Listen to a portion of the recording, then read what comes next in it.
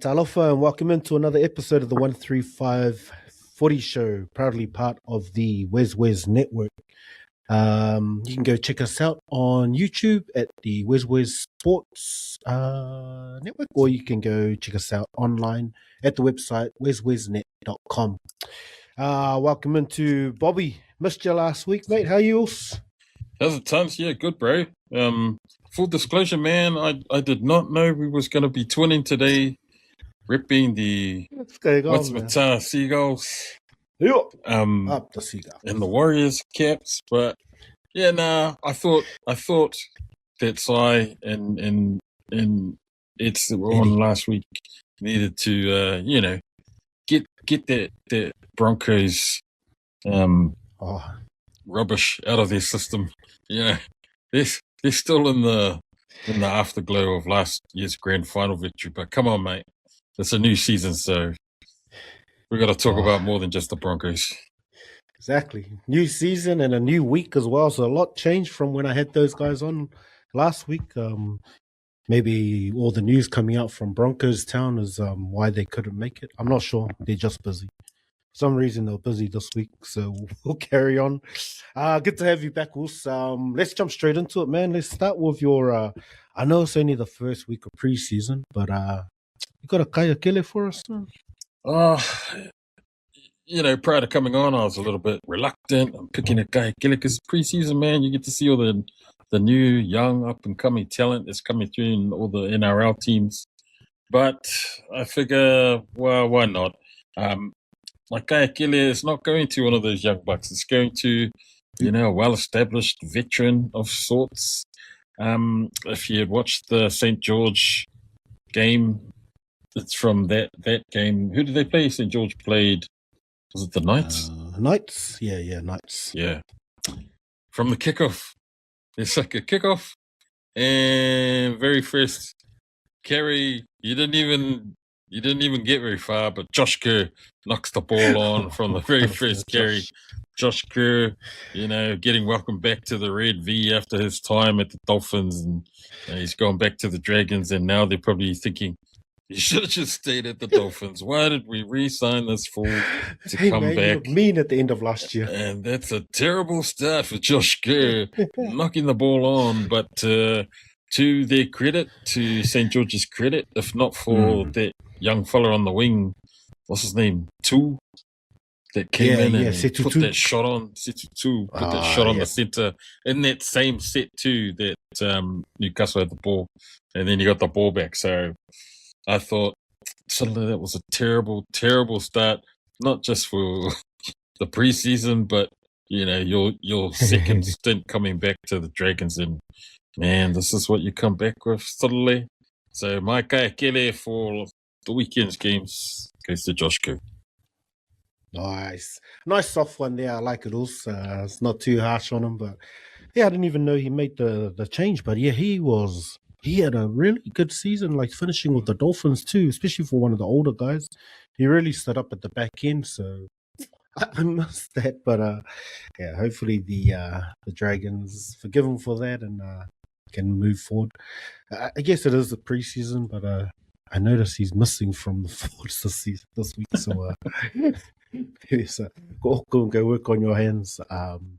Nice shout out. My Kaea Kele, we'll probably get to it, but I don't know the person's name. I don't know who was in charge of it. But my Kaea Kele goes to the guy in charge of lowballing Payne Haas. So whoever made that decision that, he's got a premiership, he's the man, and he's happy. He's a Bronco through and through. Let's just lowball him a little bit. He loves the club. So whoever that guy was, he can uppercut yourself on behalf of rugby league in general. Not even the Broncos. Like, he is the best prop, and you want to lowball him. So where? Let's move on. We'll get to that topic anyway. On the other side, bro, your All Eyes award for the weekend. Who stood out? What stood out? Again, similarly, it's difficult to pick someone that stands out in preseason. A lot of young bucks trying to put their hands up. There's a lot of main NRL players that they don't really feature in the first week of games. I'm pretty sure round 2 teamless is going to see a change in that. But for me, from the same game, Dragons and the Knights, I give my flowers this week to their halfback, Cade Reed. Now, he's looking like the man, and I really enjoyed his enthusiasm. He's got real energy. You know, those young guys that come through that have that like invincible sort of mentality when they play and flip and throw the ball or just do chips and shit that you never really see during the season. Yeah, bro. And he just ran through and scored that try, and I was like, whoa. And then he was throwing like really nice cutout balls. There's that one that he threw out to Sloan, and then Terrell scored in the corner. Cade Reed, I was thinking, suddenly, Kyle Flanagan's time is up, man. You've got this, the makings of a really good halfback in that Cade Reed guy. Yeah, he's green as grass, but man, you already know what you're going to get with Kyle Flanagan, and well, exactly. You know, you might as well flip and bet the house on a young guy who wants to make a name for himself. And you know, those young kids that come through, and you can tell that they just enjoy their footy. And you can sometimes see in established players, they just hate playing or they hate losing. And so they play with that sort of, you can see it on the TV when they're playing. It's like, these guys aren't even trying. Or, you know, the really, really good players when they're behind, the Cooper Crunks of the world and the flipping Alfie Langers and the Joey Johns and all those types of players that, you know, pick their flipping team up and just carry them over the line.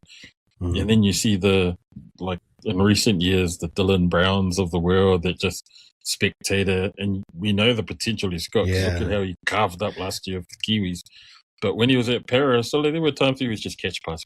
Yeah. He wasn't even involving himself in Yeah. any of the plays. He was just catch the ball pass, you know. And so if the Dragons are serious about making a run for the finals, or, you know, because top 8 is what they should be aiming for. Never mind looking at championships, man. I don't think you got that team, but you need to make finals to give yourself a shot. And I reckon Cade Reed, with his youth, flipping heck, if the doggies can go all in on flipping Galvin when he was at the Tigers, just on those glimpses of form, the Dragons should do the same thing and just promote Cade Reed to that spot, man. And he made, what was it, King Tonga, the other half? Oh, yeah, the other half. Man, he made him look average. Like, he was... Well, he looked he's average, got a season under his belt. He's meant to be the halves partner with Flanagan. And he was average. So I thought, nah, man, Cade Reed, he played like the man. And even at the end, like, Cooper Cronk was praising him hard out when they were interviewing him, and he was just a shy kid. Oh, thanks. Cade Reed, man, you were my all eyes for the weekend. Oh, nice call out. I only caught glimpses of the games as well. I did catch that Dragons Knights game. I actually doubled down because I went Cade as well. Like, very much just stood out in that game. Everyone, especially with the season the Knights had, like, it's a lot of new guys and trying to figure out, and this preseason, but he really stood up. Like, in a preseason game, you want to make a name for yourself. And like you said, just that passion, the way he played, like they're explaining, like, this guy was a ball boy. Like, he's just been a fan of St. George, always wanted to be there, always, and just coming through the ranks. So it's such a cool story as well. So he's been named 22 on the reserves for this week. So hopefully he gets a chance. Hopefully he gets a chance to come out. Hey, timing. Hello, Stace. Welcome in, Ulz. What's up, boys? Sorry, having first podcast of the year start off with technical difficulties. Did you get the memo? I forgot your water, mate. Right. It brings back bad memories wearing the shirt. I think I need to add another X to the size of my one. It's too tight now.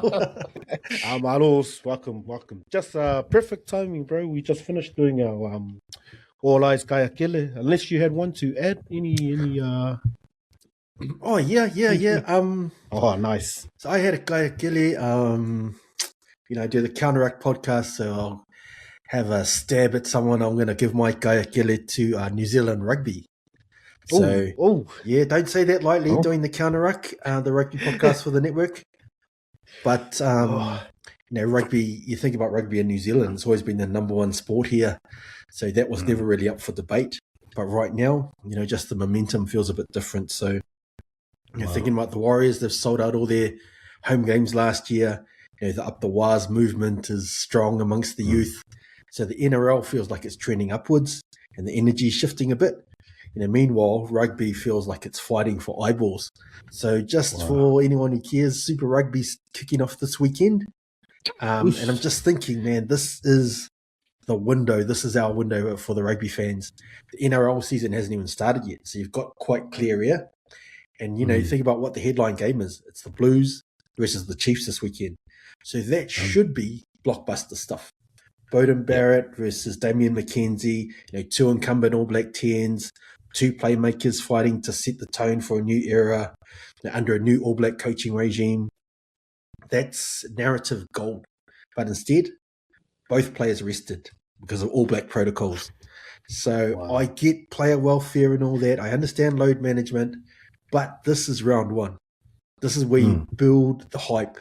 This is where you remind sort of casual fans why rugby still matters in this country. So just thinking of the NRL would never, ever, ever rest its marquee stars for opening weekend. They understand the entertainment business and that side of things. So right now, it just feels like rugby, they don't just have a performance problem. They've got a perception problem where they just don't care about Super Rugby or the fans, it feels like. And, when you start losing that cultural ground at home, that's quite a dangerous place to be. So come on, New Zealand Rugby, sort it out. Give us the blockbusting opening weekend we all deserve, because I know the NRL will do that. Yeah.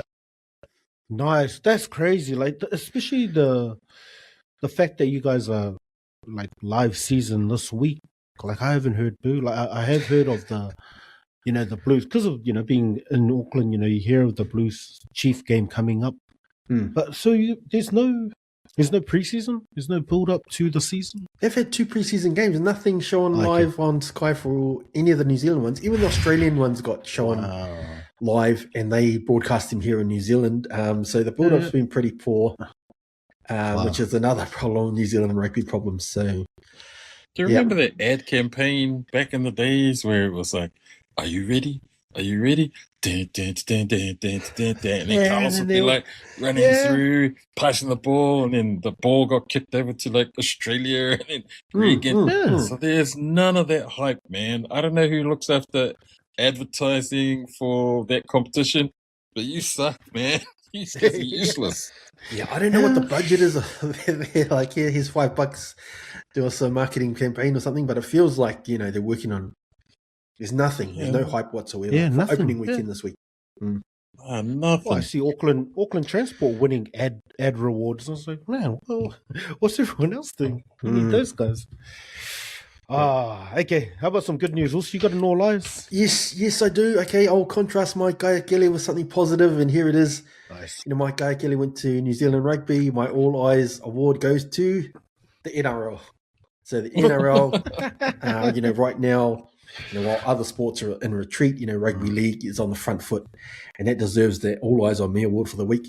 So the NRL hasn't just celebrated record viewership and massive crowd numbers last year. It's leveraged that success into global ambition. So in Las Vegas, the league has turned that season opener into an event week where it's a massive spectacle, draws thousands of fans, broadcasters, and media eyeballs, not just from Australia or New Zealand, but from across the Pacific and beyond. So it's no longer just a kickoff; it's a statement.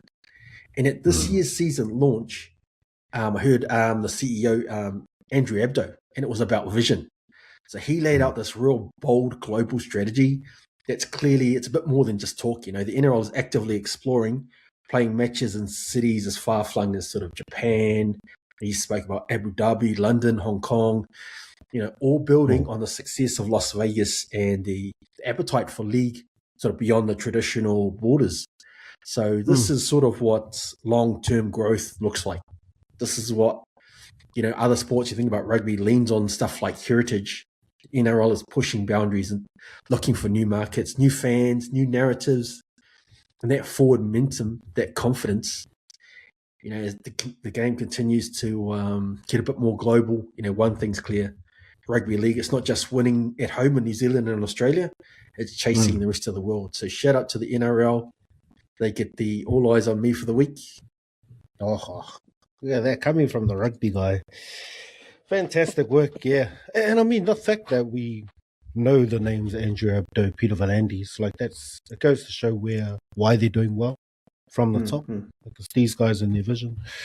I like it. Nice little addition there. Also, let's jump into our headlines. The top of the headlines, probably a few days old now.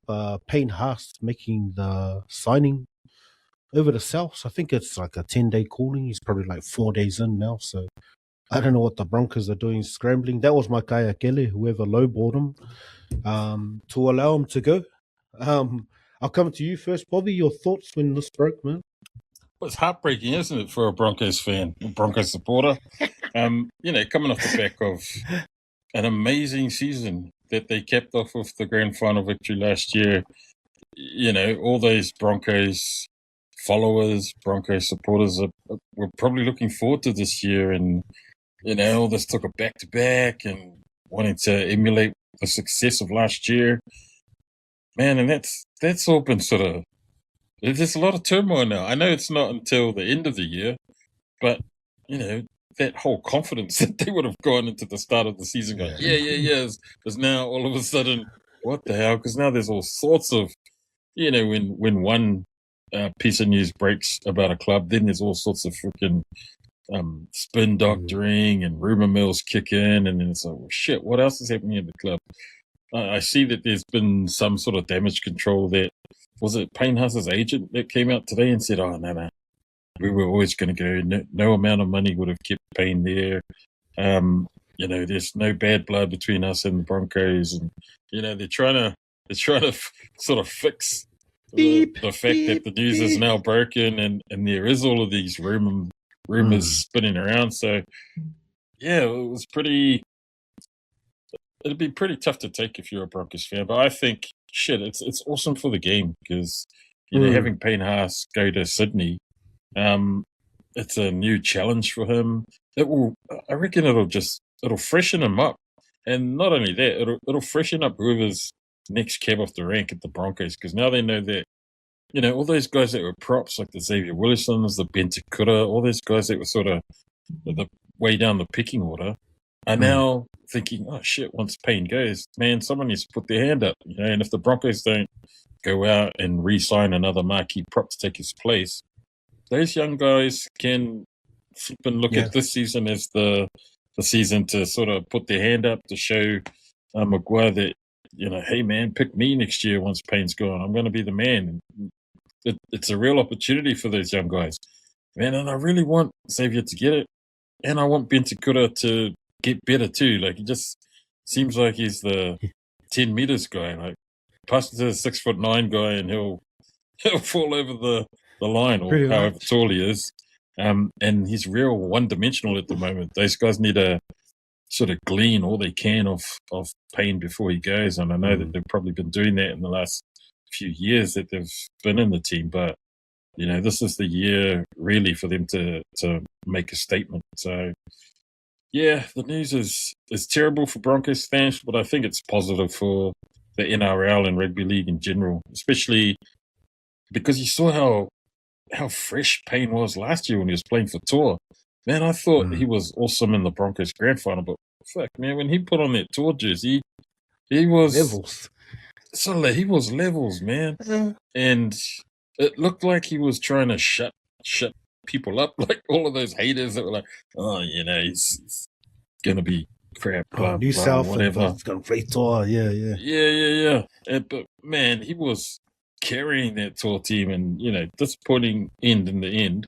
But far out, Payne Haas was a revelation in that Tour jersey, and you knew he would. But you thought, oh man, this is going to be burnt out. He's had like a really long season, but man, he looked fresh as in that Tour campaign. So, I hope that's the Payne that we get this year, and then I hope that he just carries it on into South. And I know Broncos fans don't want to hear that, but man, they got the master coach out there, Wayne Bennett, pulling the strings, and that's gonna always probably trump any monetary figure that a team's going to throw at you if you get the opportunity to be coached by Wayne Bennett. I'm sure that's going to have a lot of weight in it. So, yeah, man, sucks for Bronx, but good for the game. Yeah, nice. Stace, your take on Payne move? Yeah, I was quite similar to Bob. I'll be quite honest. When I first heard that Payne Haas to South on the chat, I was surprised. I was like proper surprised. Because on the surface, it doesn't make a lot of sense. Why leave the defending premiers? Why walk away from a system that's proven, it's stable and it's winning? Just to join a club that's been, to be honest, underachieving the last couple of seasons. So, by all reports, we hear it's not about the money. So it's not about the check. What is it about?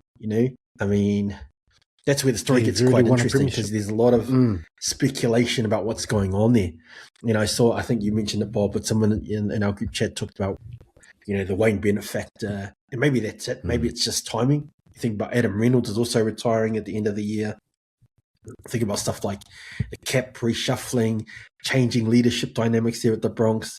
Windows can close quite quickly in the NRL, and maybe Haas has looked at the Broncos in that next phase and he saw some uncertainty there. So, who knows there? But just for South, this could be a real turning point. It's a real culture bet for them. They're saying, we're not rebuilding, we're reloading. If you add Haas to a pack like that, you get that genuine strike. You think about guys like Latrell, Cody, if he's still running around, just playing off that faster ruck, the quick play the balls, that forward momentum that Haas provides.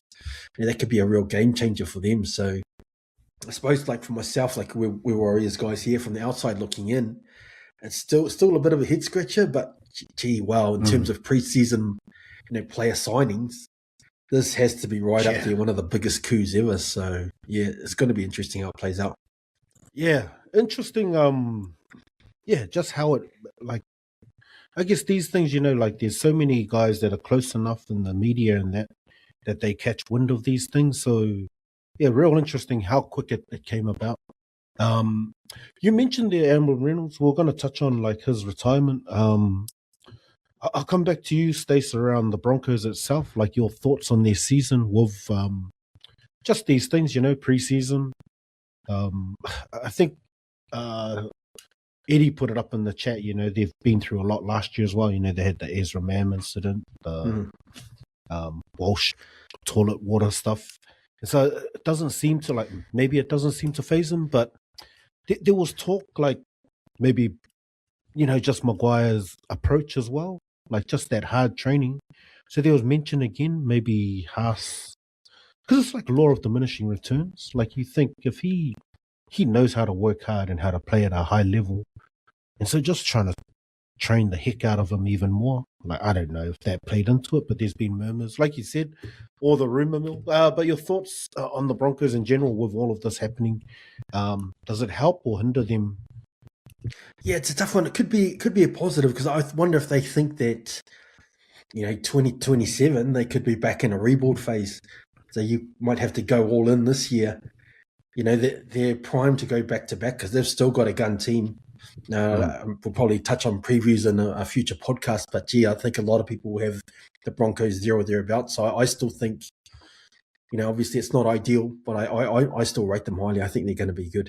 Just thinking about Haas as well, like, sort of, if you think about the greatest sort of front rowers of all time, now Haas is in that conversation, but for me, Glenn Lazarus, he's the greatest of all time. And just thinking about what Glenn Lazarus did, you think about what he did at the peak of his powers. So he was at the Canberra Raiders. That was the best team in the comp. They were a dynasty, a machine. They played in 3 straight grand finals. They won 2 grand finals. And he was the best front row in the world at that point. And he just like, okay, I'm leaving this champion team and I'm going to go to the Broncos. And he walked into the sort of unknown Broncos team who hadn't won anything. And at the time, similar to what's happening with Haas, people thought that was a bit crazy. Why leave that stability? Why leave that champion system? But, Lazarus, he backed himself. And then he goes to Brisbane and he elevates them to that next level. They win 2 premierships in his first 2 seasons. And that really defined his legacy. He played in 5 straight grand finals across those 2 teams. And that really cemented him as one of the, is probably the go-to front rowers. So looking at Payne Haas, he's building a resume that's going to put him in that all-time conversation. He's got that elite motor, dominant meters, consistent impact. But, it's not just about stacking the stats in a powerful side. Maybe it's about proving, like Glenn Lazarus did, you put me in anywhere, put me in any team, and I will change that team's trajectory. So, Lazarus didn't run from that pressure. He ran towards those opportunities. And Haas believes that South are closer to contention than people think.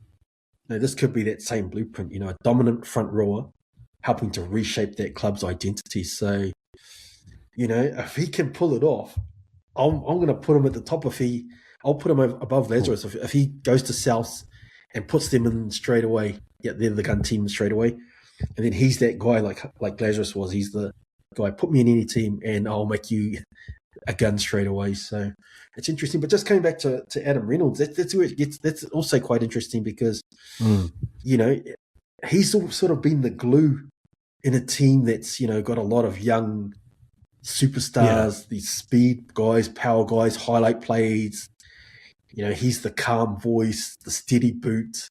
When momentum swings against him and the crowd starts getting loud against you, the game starts getting frantic and all the rest of it. He's the one who slows it down. He's the cool head, the calm head. So that game management, you don't get a lot of headlines. You're not in the media. You're not on the YouTube highlights for any of that stuff. But that stuff really matters. So that's going to be hard for them to replace. And I know they got Jonah Pezic coming in, but just that composure that he brings. He's played years and years at that level, so that's going to be the hard part to replace. And how they transition after that, after Haas and Reynolds, is going to be the telling factor. But I still rate them highly. I think they're going to be in the there or thereabouts come the back end. Bob, your thoughts similar? Yeah, pretty much. I think if you think about it, South fans are probably like, you know what? The Broncos owe us. The Broncos owe us. They stole Adam Reynolds, or South's management was stupid enough to not sign him for 3 years, and they lowballed him too, thinking his payback. He's at the end. He's at the end of his powers, and then Adam Reynolds was like, "Oh, okay, see you later," and that's just been super consistent. And they've been barring injury. Since then. Yeah, barring injury, Adam Reynolds has just stayed being the man. Like, he's been the man at the Broncos, and he's taken them to 2 grand finals, won one, lost one, but far out, man. I still think that, similar to Stace, Bronx are going to be there at the end of the year. Business end. They've still. Payne Haas isn't leaving until next year, so he's still going to be there, making meters for those guys and setting up platforms for his Ramam and for Reynolds, and it's another one of those like Alfie Langer type moments. They're going to want to send off these guys with like a swan song type season, right? So every game is, I know it won't be at the front end of their minds, and they're just going to take it week to week, and we need to do this to beat whoever it is their opponent is. But I'm sure that's going to be at the back of all of those Broncos players' minds that they want to send off Reynolds and Payne Haas with a back-to-back grand final championship. So, Adam Reynolds has been super consistent. He's had an amazing career. Like similar to what Stace was saying, yes, he's making way for Jonah Pezic coming in next year, off his 1-year deal with the Eels. But, the stuff that Adam Reynolds has been able to bring to the Broncos club, and that stability and just his maturity, his leadership, it's been amazing, that aspect of his game, because you saw in that season when he was injured, and then it fell on the shoulders of what's his face? He's a front row partner. I don't fully know. Paddy Carrigan. And it was up to Carrigan to try and get the team back up to, level pegging with the rest of the NRL, and he just wasn't captain material. And there were no leaders. And Payne Haas he's a meter eater, but he's not a talker, right? So he'll get you the yardage, but someone else has got to lead the team. Someone else has got to speak up to the ref, and it's got to make those calls and, complain if you think that you're getting the shit end of the stick. And Adam Reynolds was that guy. He was the voice. He was the one that was able to sort of get into the ref's ear. And all those, not just halfbacks, but good captains are the ones that are able to communicate that stuff to the referees and to try and get it sort of level pegging and a bit more balanced. Not like the Cam Smith just come to a Melbourne Storm game and then he just controls the referee during the game. They're going to really miss that, I think, the Broncos. Yeah. So it might not be this year because they still got Reynolds and still got Haas. But next year might be a completely different story. It'll be a totally new look pack. The leadership in the halves is going to be different. So that's going to be a massive challenge for Pezza to come in and to try and lead around a new look Broncos forward pack. Because one of those guys is going to have to put their hand up and sort of take over from Payne Haas. So I did think it would be Paddy Kerrigan after his debut Origin series. I thought, wow, this guy's the man. But he's kind of been a little bit inconsistent, I feel, at the Broncos. And he looks amazing when he's running in tandem with Haas. But without Haas there, it just doesn't have the same sort of impact. And so that's where I'm a little bit concerned because you've got some young props coming up in their pack, but I don't know. Like I said before, this is the season for those younger props to sort of put their hands up, and it's going to be a bit difficult trying to work on a succession plan in the halves when Jonah Pessett's not coming until next year. So Ezra Mam needs to really step up this year. Pretty much just a preseason. Yeah, so Mam needs to take some real accountability for the stuff that he's put the whole team through, the whole organization through, and just have a standout year without any dramas. But I still feel like the Broncos, man, they've got the team to take them all the way again this year. So I wouldn't write them off like hard out. I'd laugh at them now, but that's just because the news sucks. But none of that stuff comes into effect until 2027. So. We'll see how the year goes. We will see how the year goes. Nice, boys. Origin, man. We all of both of you are stalwarts of Starling Stadium. All those terrible nights for you, Stace, watching Origin and still going into town with your New South Wales gears. But Abdo is saying that potentially they could bring one down under over here at Eden Park. Home of rugby even. I'll come to you first, Stace. Your thoughts, like back in the days, I used to always think, man, why did they bring it? I don't know, you're saying the game's on the up. Do you think it's enough on the up that it makes sense to have an Origin here? Yeah, it does. I'm with you. I've always thought for a long time that it would be good, to have Origin over here. So to have it, potentially, I don't know if it's finalised or what, but have it at Eden Park 2027, yeah, that's massive. And like I mentioned before, like we just touched on, appetite for league in New Zealand has never been stronger. So the Warriors are selling out. Kids are choosing league over union now. So the NRL knows this, and they're not just looking at New Zealand like sort of a secondary market anymore. They see it as a legitimate growth engine. So bringing Origin here, that's not just random. That's part of the overall strategy of the NRL. I do have one concern, 9:30 p.m. kickoff. Here in the middle of winter in Auckland, that's pretty cold.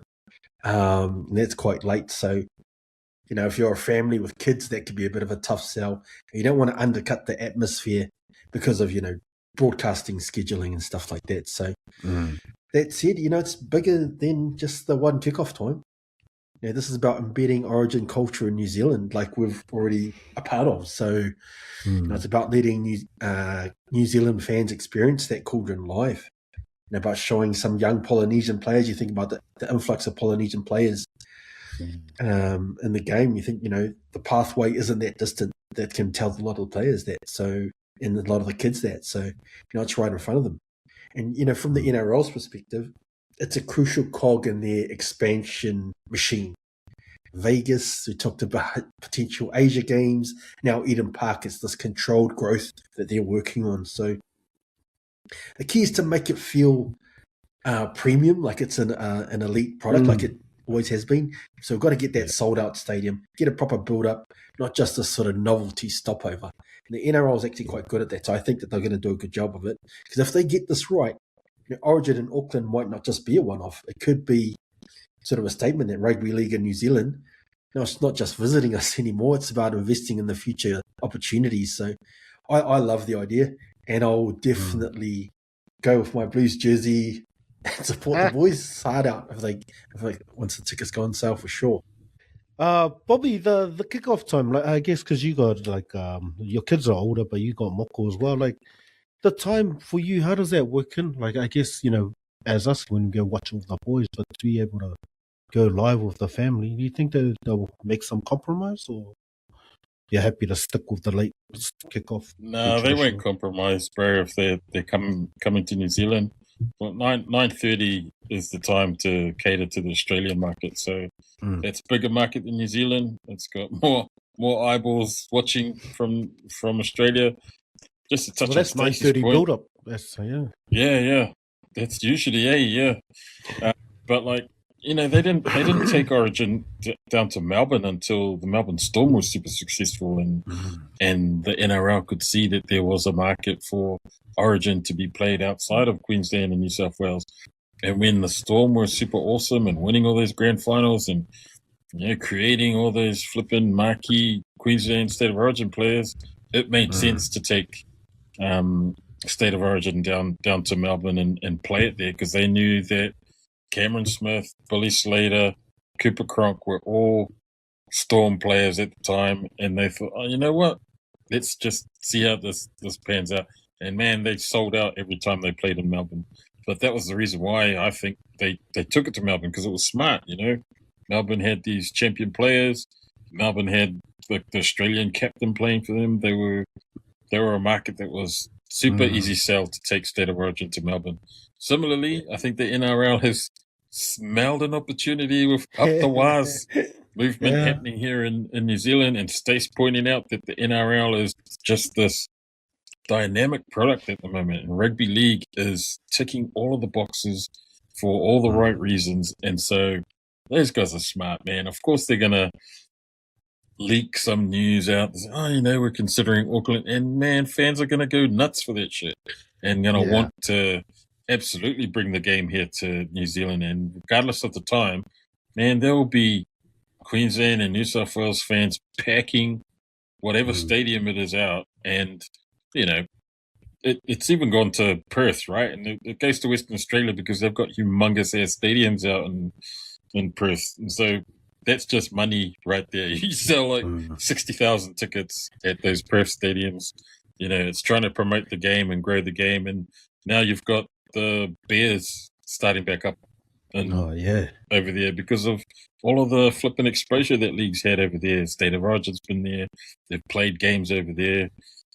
These guys are clever. So the whole marketing campaign, the strategy to bring a State of Origin game here, man, these guys they know what they're doing. And so I don't think it'll be a one-off. If they do come to New Zealand and it makes a shit ton of money, they'll probably look at bringing State of Origin back, because they're opening markets up all over the world now with the NRL being this brand of rugby league that they're trying to promote over in America and promote all over the world, and they really are going to make the game truly global. I feel that should be an international rugby league thing, but NRL seems to have taken it onto their own backs, and they're the ones that are promoting the game internationally, because if the international game grows, then the NRL is going to grow with it. So, they're not going to hang around and wait for any international rugby league governing body to try and grow the game. They're going to do it themselves, and they're gonna make money from it. So, yeah, man, bring the game here. I'm all for it. And I'm looking forward to it. Like because just the fact that you got Kiwis loving that game. Aussie's probably still trying to figure out why the heck the way we are with it. Like, I don't actually understand how we find our allegiance and then follow it so, crazily as well. So it's gonna be exciting. Like like you're saying, Stacey, especially for the future of rugby league here. Like whoever wins that game too, the first one here in New Zealand, if we get to have it, that's a generation of Kiwis following one of the states all of a sudden.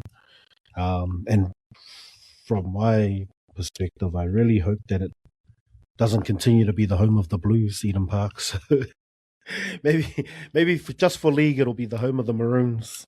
So yeah, it's going to be interesting. Yeah, just to see that shift, and scary again. Like especially for New Zealand rugby. Like I know they want to utilize that stadium for all sorts of, concerts, other games. But man, like you're saying, Stace, this is your direct competition, and you're welcoming them in with their biggest product into one of your main stadiums, and that's a real scary thought. If New Zealand rugby, maybe that's why they're Kaea Kele, is they can't even see this stuff happening right on their doorstep. Welcome in, yeah, come and play your biggest game in your whole competition. So, all right, nice boys. Let's get into some previews. We got preseason round 2 happening. 4 week of games as well. So the guys that played last week, those were the Las Vegas team, so they'll back up again this week. But we kick off this week with the Dolphins on Thursday night. We get some quick views from you guys. Up to you if you want to look through the teams. It's preseason, so a lot of just new names. Dolphins actually look quite familiar. There's a lot of guys in. Selwyn, we get to see him in his Dolphins colours as well. I'll come to you first, Bobby. Thoughts on this Dolphins Titans? You're on mute, buddy. Oh, good. No technical issues. Because your mute thing's on, Bob. Sorry, bro. I was just saying that. What you made, we missed it. I was just saying that the only thing that I really use preseason games for is to gauge who I'm going to pick in my fantasy teams. Like, that's the only reason. Who are these cheap guys? Pretty much, bro. Like I don't pay too much attention to what's happening in preseason. It's good to see those young boys get out and have a crack, especially those ones that are just in their 20s or playing their reserve grade. But this weekend's game, I don't know. The team list usually for round 2 are going to be. They're going to feature more of the established players than they were in that first round. So yeah, I don't know. I'd be interested. The only thing I'm interested in with the Titans for this one is to see who's going to take over from David Fafita and lock down that second row spot. Because that's who I'm looking at to see if I can get a cheap second row player there in my fantasy team. Because of minutes, whoever locks down that second row spot, they're going to get some decent minutes, and they're going to be like a pretty good cheapie if there's anyone out there who knows he's going to be in that Titans second row and lock down that spot. That's probably the ones you want to be looking at. But to be honest, I'm not really too invested in this game. Actually, you're right. I do want to see Selwyn Cobbo play really well. He's probably got a few, questions to answer from last year and falling out of favour at the Broncos. So he's going to want to have a strong start to the season and make sure that he puts his hand up again for rep duties come Origin time. Nice. Stace, anything you're looking forward to seeing? It probably makes more sense than a for and against score on these.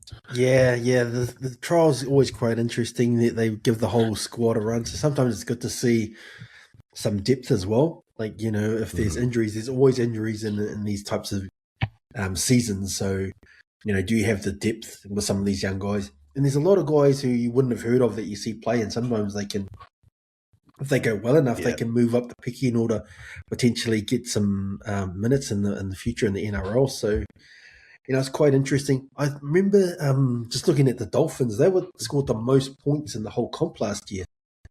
So they had Hammer, Isako, right, Avarillo, Farnworth, and Bostock. That was their back five, were just scoring tries for fun.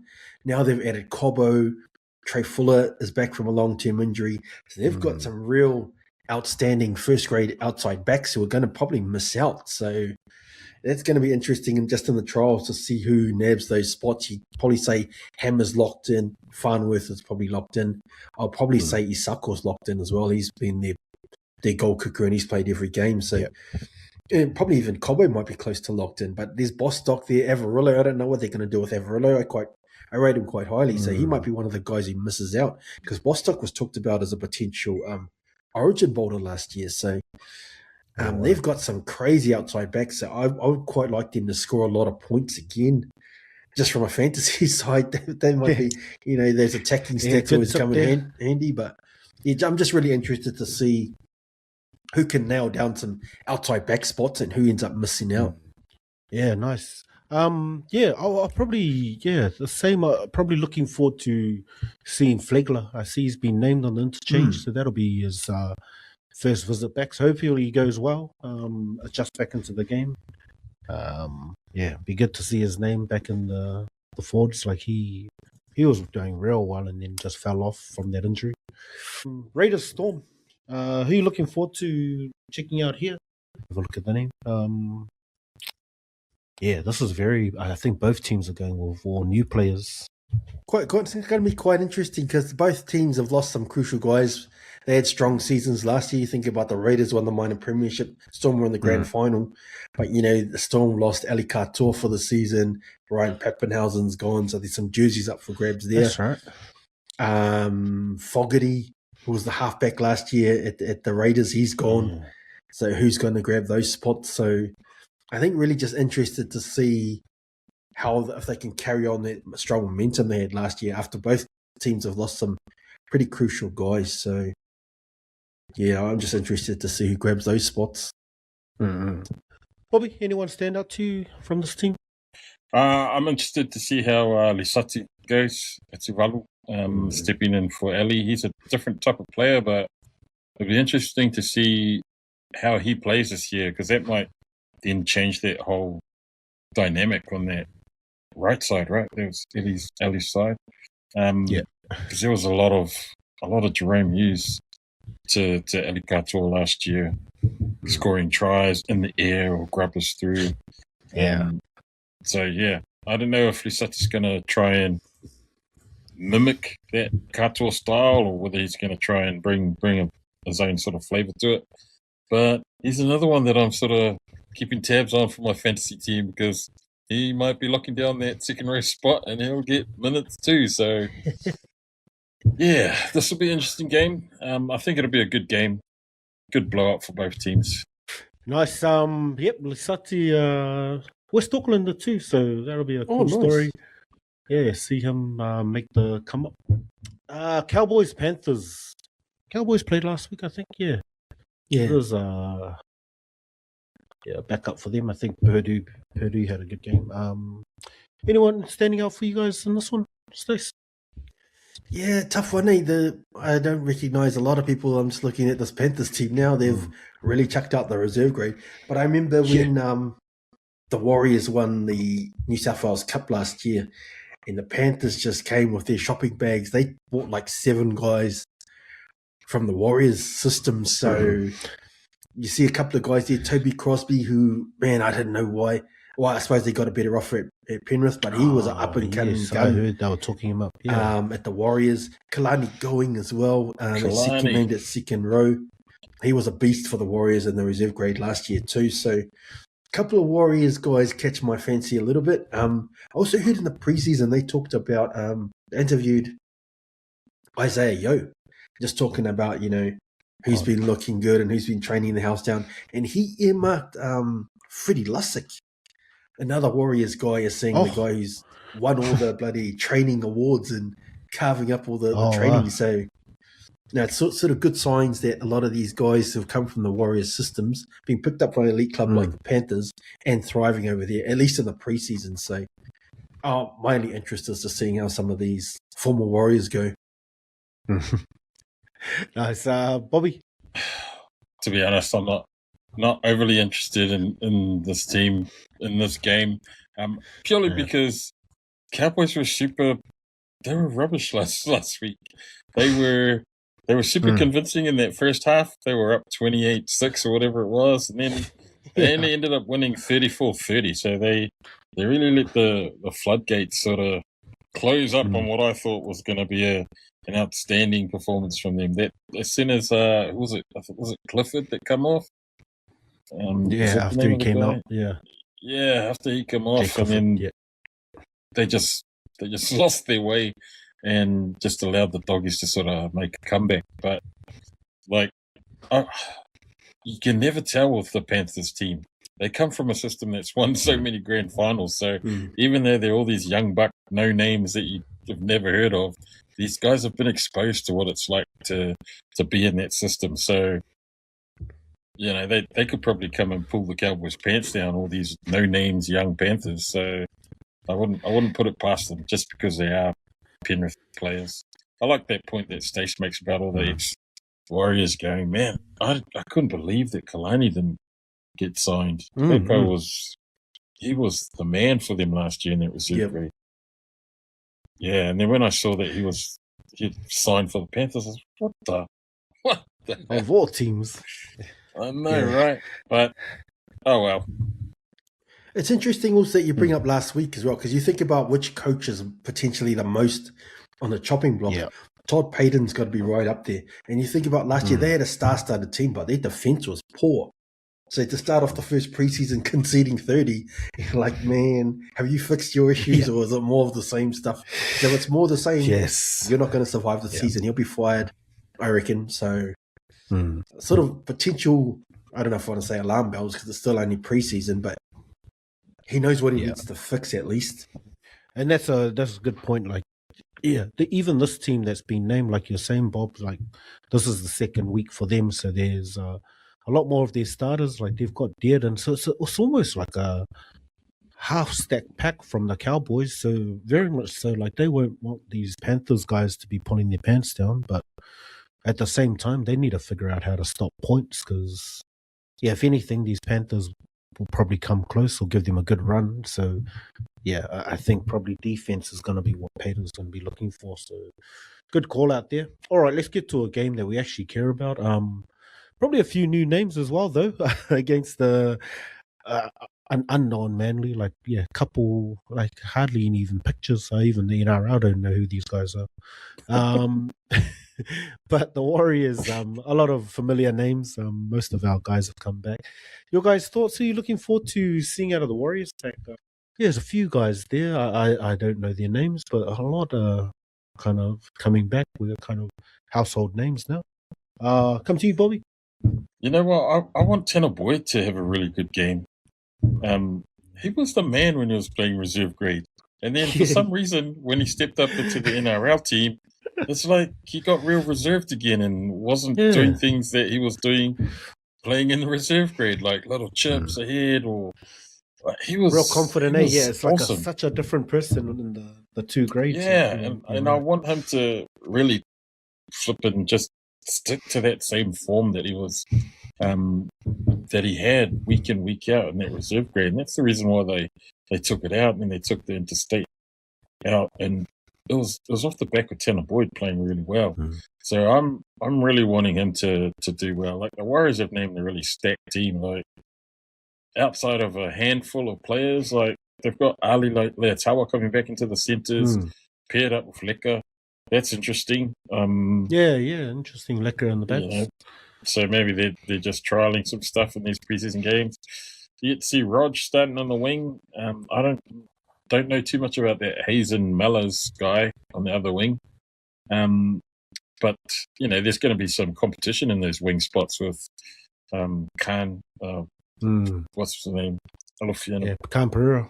Yeah, Pereira there. So, man, there's going to be competition for outside back spots. It's interesting to see that Adam Pompey's not there. I don't know if he's out injured or he's named in the Māori All-Stars, so he's out. Him and Khan Pereira, so that's why they're not training. I think Khan Pereira's named in the Aborigine team. So none of those guys are available. Okay. Well, even without those guys, like they've named, you know, the Warriors were able to rotate a whole lot of players last year from their reserve grade up into the NRL top side. So these names aren't strange. They should be, but you get to the Warriors and it's like, well, you actually saw a whole bunch of these guys because Webby had blooded all these guys in games every now and then last year because of injuries that the Warriors team sort of picked up. Sam Healy is a name that you've seen. I really hope Sam gets to have a go.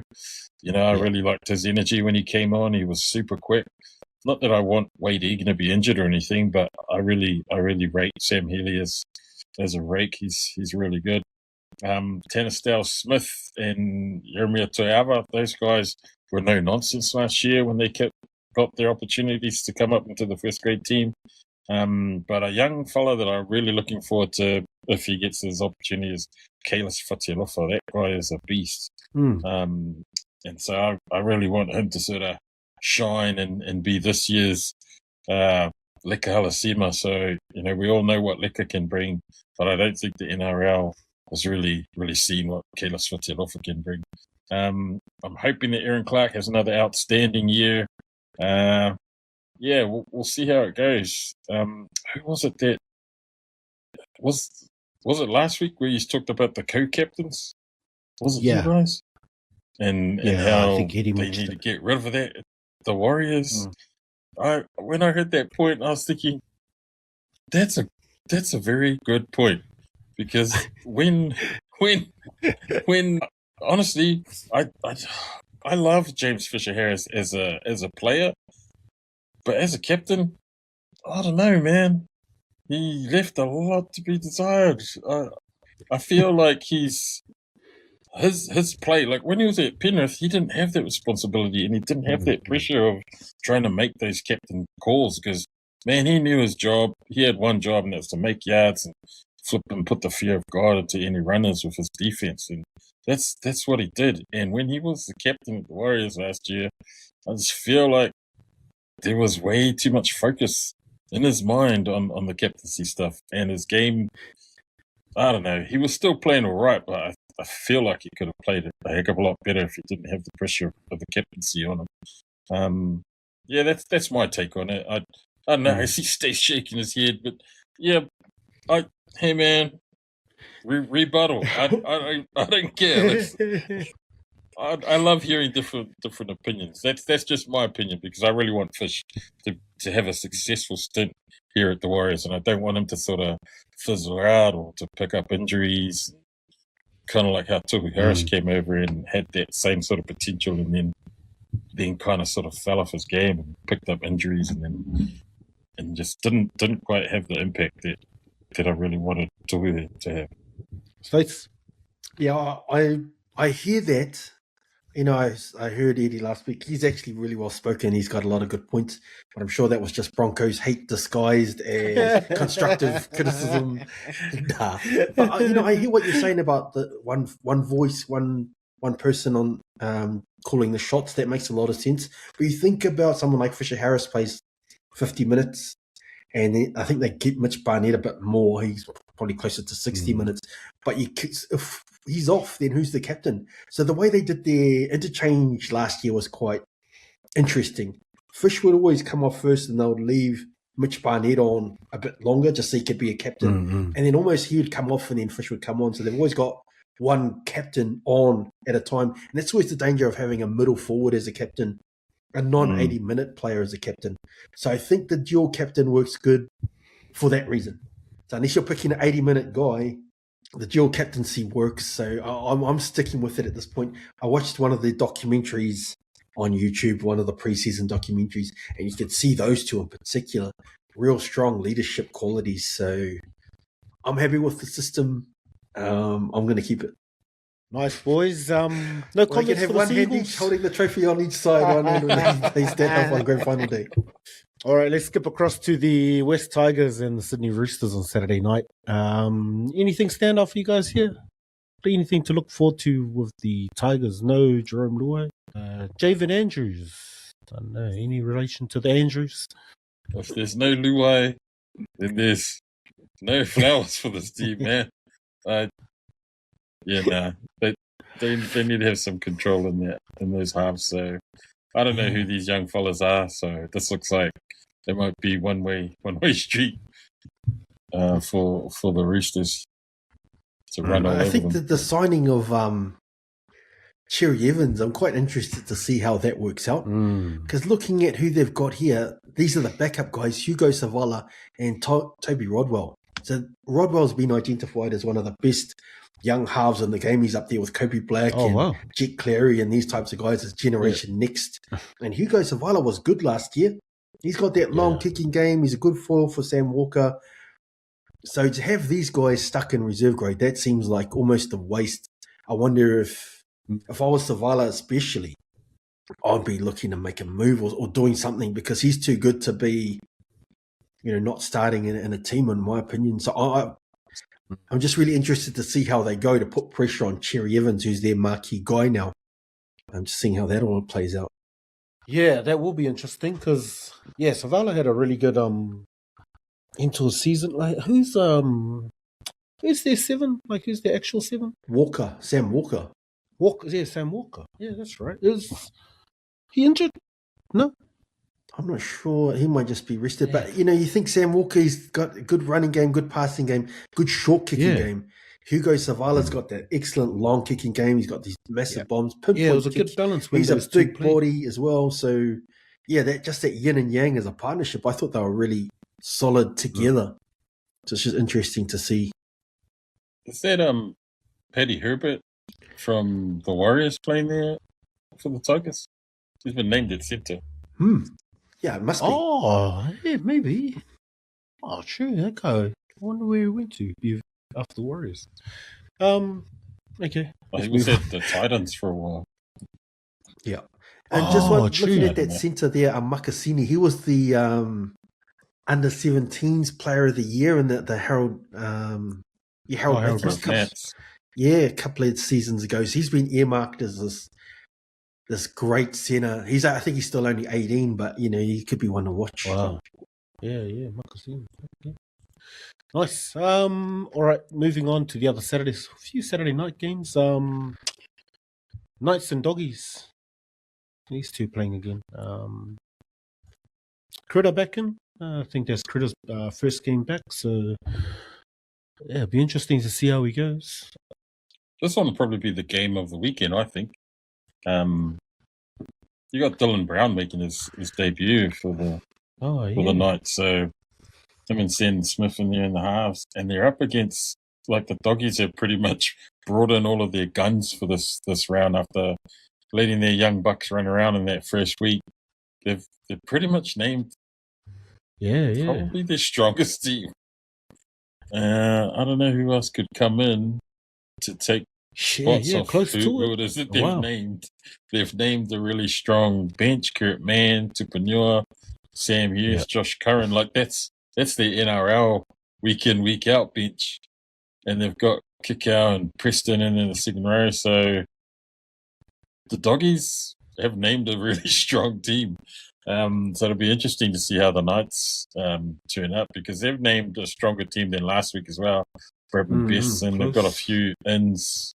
Dom Young's in, Lucas Crossland's in. So it'll be an interesting test for the Knights because last week they were, last year their attack was a massive problem. They just couldn't score points, and every week was abysmal watching them if you're a Newcastle fan because they were hardly even featuring in any of the match highlights. It was always their opposition that would feature, and then the odd eat-ass 1 or 2 tries that they would manage to scrounge onto the board. But their attack was a real issue last year for the Knights, and so hopefully this year they're able to remedy that. But this will be a good test against a really strong Doggies team. Stace, your thoughts on this closer looking to a starting team for the Knights? Yeah, I'm with Bob. I think this, I wouldn't have picked Knights Bulldogs as being one of the matches to watch, but there's some familiar names there. Everyone's got a picture in the starting lineup, which is always a good sign on the NRL website. Really interested to see what they do with young Fletcher Sharp there at fullback. He was a gun for them last year, but he's a 1 or a 6 mainly. So they've got Ponga there, and I think Dylan Brown might end up playing 5'8". So where they fit him into that side could get quite interesting. Quite good to see Sandon Smith get the start at 7. I think that we saw in the champion, what's it called, the Pacific Championships or whatever. Dylan Brown, he probably should have got the golden boot. Playing 6 outside a genuine 7, and I think Sandon Smith is the best 7 they've got. So then just let Dylan Brown play his running game and get closer to the way he was playing for the Kiwis, because I'm not sure if he's an organising 7, even though they're paying him to be that type of money, to be that type of gun ball player. I think he's a running 5'8", absolutely. So hopefully that partnership works well. And just, again, we talked about Lockie Galvin a lot last year. Yeah. Another full preseason at 7. They're trying to convert him from a running 5'8" to an organising half.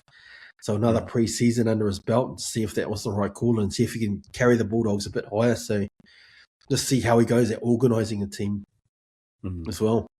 Yeah, this is his first full season with the Doggies, because he transferred at the beginning of last year. He transferred last year, but he's always been a 6. So they're trying to convert him into a 7 to accommodate Burden at 6. So they're essentially running with 2 6s, in my opinion. But give him a full preseason to run a team at 7, and hopefully that gets him a bit more closer to what they're wanting from him. Yes, we'll see if the experiment works. All right, let's check out the Dragons and the Rabbitohs. Rabbitohs, I don't know if they've got much of their guys back. Dragons look like they've brought in a few more of their starting team. They're gone with Atkinson and Flanagan, so looks like Cade Reed's been put to the bench. Your thoughts on this, Bobby? It'd be interesting to see how Flanagan and Atkinson go as a halves pairing. Considering Cade Reed was my all ice from the weekend, like, he played really well, I thought. So it'll be a good comparison to see how Flanagan and Atkinson pick up after the guys that had the shot last week. Interesting enough, I don't see Ed Cossey featuring in the South team. He's not on the interchange all the way down to 26. Like, his name's not there, and I thought it was going to be one of. So that's interesting. Because I heard he's been killing it at training, but maybe that's what they always just say. All these guys when they transfer, he's killing it at preseason. Yeah, this is more a test for the Dragons to not lose this one, because even though the South team have got a few more known players, like, a lot of their guys you kind of don't really know. So if the Dragons can't beat this team, they're gonna flop just like they did last year, I reckon. They need to start really, really well, even in preseason, because they had just lost confidence throughout that year last year. So we'll see how they go. Stace, your thoughts? Similar to Bob. I don't know how much I'll watch this one, but good to see Setu too, another former Warriors New South Wales Cup guy. I think that's getting another start, so he must be right in the calculations for that wing spot there. So, and good on him. Really interested to see how the halves go. They got Daniel Atkinson from the Sharks last year. Do you remember last season there was a lot of sort of talk about the Dragons losing a lot of close games, the inability to close out games. Kyle Flanagan clocked a lot of heat for that. So Daniel Atkinson, hopefully, is he going to be the guy who can turn those close losses into close wins? We'll see how he goes, because you're right, that guy they had last week, he came out of nowhere, man. I'd never even seen or heard of him before. And he played, that's as good as you can play. That's as good as you can expect in a trial. So the pressure's on Atkinson, because I think that they've earmarked him early to be the guy. But now he's got to start playing good. Otherwise, that other guy, I'd be giving that other guy another shot from last week. Nice. And rounding it out for the normal round is the Sharks and the Eels. Again, just a lot of young talent. Probably not their starting teams. Jonah Pearson on loan, starting in that game alongside Papali'i. So just Joe Ash is coming into the... Oh, no, that's where he usually plays at 5'8". Is that looking like their starting halves combination there? possibly. No, they've got Mitch Moses. Yeah, what are you looking forward to in this one, Bobby? To be honest, I'm looking forward to seeing if they get young Felix Fatili onto the field. His older brother's been carving up in the Super League for Wakefield Trinity.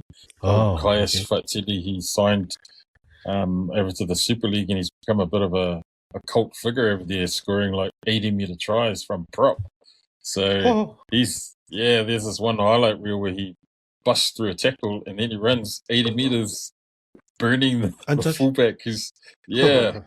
The fullback comes across, and then I think he gets whacked a little bit and then trips over the winger that's coming across to try and tackle him. So the Fatili boys, they're the only two Ranga Samoans that I know of. They used to play with Kele back in the days. Oh, shoot. So Felix Fatili, he seems to have made his way up from all the feeder teams at the Sharks, and he gets a shot in the weekend. I don't know. Both these teams need to. Did they feature last year in the finals? I think the Sharks did, eh?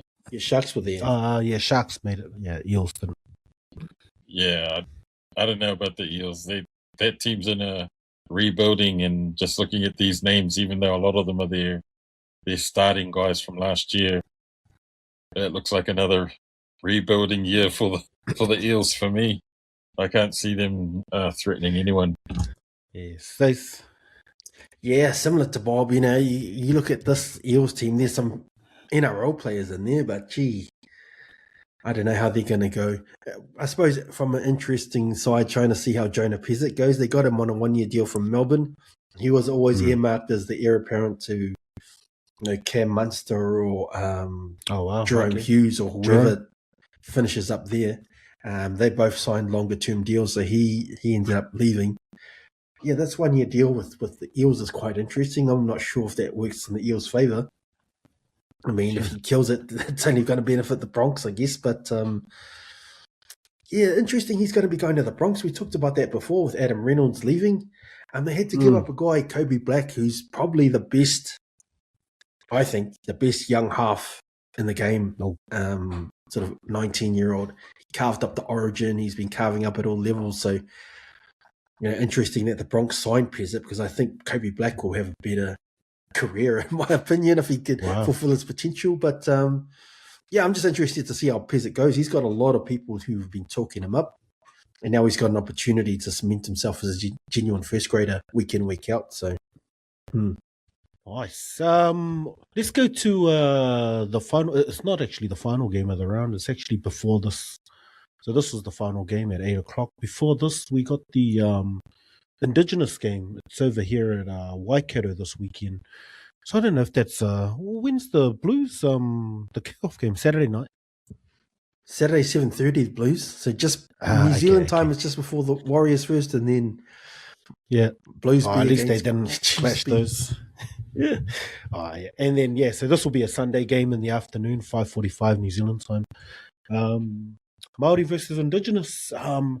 Pretty good lineups for these teams too. We get to see Keanu Kinney coming off the back of the Pac champs last year and fullback, up against Trey Fuller. You were mentioning him coming back into the Dolphins. So this should probably be one of the more exciting games of the weekend. Just seeing a lot of these top tier talent getting a start. Your guys' predictions for this game. I'll come to you first, Bobby. It's going to be a good game. Tough one to call though, because no one's got any form coming into it, so it all depends on how they've been preseason training. But if you're going off the back of what they've done in previous seasons, and I'd give it to the Indigenous team. They just seem to have a better 6 and 7 combo. They've got Trindle and Hines in there. Those guys are an established halves combo, and then you compare that to Chance and Te Maire for the Māoris. That's they might have some X factor because they might do some, unorthodox stuff. But Chance playing at 6 and Keanu at fullback. Come on, that's got to be a sign for Webby to move him on from that fullback spot, man. Like he's not even getting these rep team spots as the fullback. So, yeah, I'm looking forward to Casey McLean. Hopefully, keeping his form that he had with the Kiwis and with the Panthers. And I hope he's in a try-scoring mood. But yeah, I don't know. Just based off the halves, I'm going to flip. I'll go with the Māoris because I'm looking at the forward pack because forwards are the one that are going to lay the platform in. I can't honestly pick an Indigenous side that's got Shaq Mitchell in there and Josh Kerr that I gave my Kaea Kele to over guys like Leo Thompson, Trey Mooney, Britt Nakora, Laban, and Fisher Harris. So even though we don't have a tried and true 5/8 half combination based on that forward pack, it's going to be the Māori that are going to take this one out. Geesh. A quick flip. What you got, Stace? Yeah, I was nodding along with Bob at the start because I sort of agree with this first take. I mean, you talk about the importance of a spine in a team's success. So you look at Kinney's a gun. Then you got, Chance and Tim Mighty who are, I don't know, Tim Mighty's more of a utility now. Chance is not 5'8". And then you got Zach Docker-Clay who's sort of second, I guess he'll be third string hooker there at the Roosters now. Fastest use by date. Yeah, and you compare that to the Indigenous side. Trey Fuller, he's a gun when he's fit, which he is. The two Sharks halves and Connor Watson, who's an Origin player. That spine is just, that's chalk and cheese there. So I'm going to go the Indigenous just because their spine is superior in my opinion. Really interested to see potential Warriors trial there on the wing with Dallin and Khan Pereira up against both getting some games potentially against each other. Do you think Rogers, he was the Warriors Player of the Year, he's locked in for one wing spot? These two could be whoever plays good in here could potentially get a jersey for the Warriors depending on how that all unfolds. So I think it's going to be a good game. But I'm going to go the Indigenous team in a close one just with their superior class in the spine. Oh, big call there. Man, good points on both sides. Trey Mooney, that's a good promotion for him. I guess former Raider.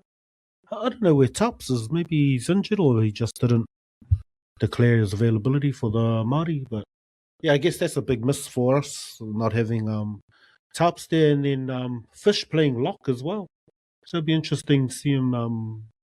Yeah, I guess Aaron Clark must not have made himself available either. So be interesting how the Māori go. Man, just that point on the spine is hard to overlook, especially when you've got the Sharks combination in the halves. Like, it just makes it a lot easier, especially for these games, like you said, Bob. There's no form, like everyone's coming in with a lot of rust from the preseason, but just having a no-one combination makes it a lot easier. Like, yeah, Chance and Tamaiti are Warriors mates, but yeah, Chance mucking around in the halves. They always seem to allow him, though. I don't know why. It's like, Chance, you got some money, bro. You can get wherever you want. So yeah, I think I'm gonna have to give it to the Indigenous for this game. Nice, boys. Nice wrap. Went a bit over time, but it's all good. Any last thoughts? We'll come to you, Bobby. Any last words? Yeah, I just want to say good luck to my son Caleb for his league season this year. He's gone over to play for the Whitsunday Brahmins up in the Mackay Cop in North Queensland. So he's looking to hang out at Airlie Beach for his weekends in North Queensland. I told him to stay away from those rivers and don't fall asleep on the riverbanks. Stay away from those crocs, mate. So yeah, all the best, Caleb. It's his first week there, so he had a really tough training. He was saying last night, trying to acclimatise to the humidity. But yeah, and good luck to all the teams this weekend. Nice, Stace. Yeah, just want to carry on my theme of giving the NRL some credit over other sports like rugby. So, because right now, whether you love every decision or not, and there's been some questionable ones from the NRL, you can't question the direction that they're heading in. So, the leadership's been bold, it's been strategic, forward thinking. So, remember when Vegas first started out, a lot of people dismissed that as sort of a gimmick, but now it's turned into a real statement. So taking Origin to Eden Park, which you talked about, where that's not just some random thing that they've decided on the top of the head. That's calculated growth, exploring things like Japan, Abu Dhabi. That just shows the ambition that's behind what they're trying to do. So they're not just sitting back and resting on their laurels and saying, our league's pretty strong right now, so we're pretty sweet. They're asking, how big can this get? And I like that mentality. That really matters when you compare it to something like rugby.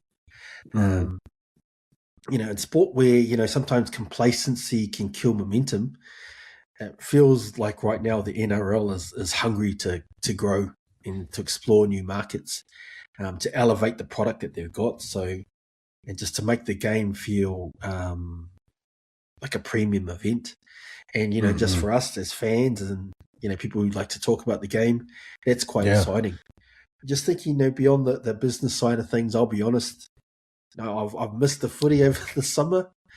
I missed the, the Thursday night build-up, the overreactions on the group chat. And round one's always really exciting because it doesn't matter, the NRL where anyone can beat anyone. Even if your team will finish near the bottom, you still got hope that, this is your year.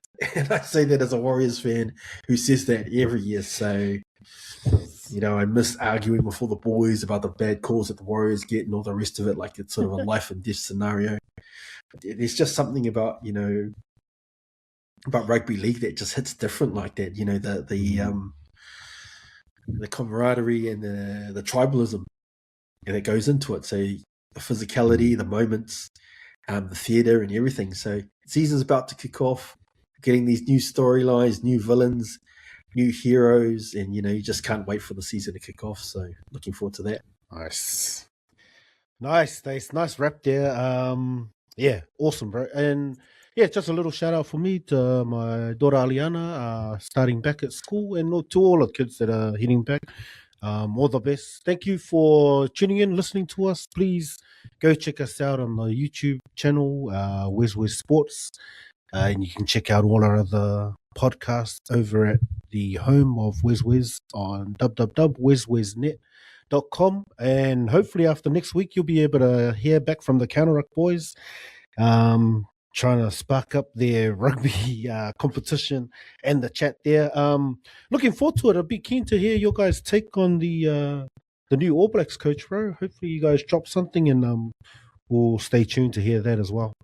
Thank you boys. Thank you for tuning in. Thanks all. Drop some comments, and we'll see you guys next week. Okay. Sure. Here's boys.